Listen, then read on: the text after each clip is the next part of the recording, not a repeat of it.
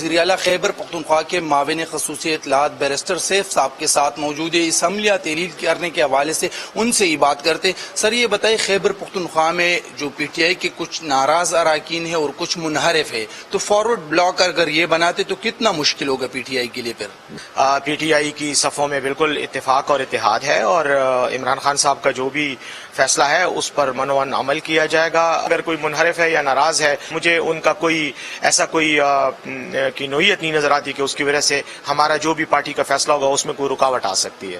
وفاق نے کہا ہے کہ ان کیس آف ڈیزولوشن یا استعفوں کی صورت میں ضمن انتخابات یا پھر عام انتخابات صوبائی اسمبلیوں پر ہی ہو سکتے ہیں، پھر اسی اسمبلیوں میں آ پائیں گے؟ جی بالکل، یہ ایک سوال ہے جو اٹھایا جا رہا ہے۔ ہمارا مقصد تو یہی ہے کہ پورے ملک میں انتخابات ہوں، عام انتخابات ہوں۔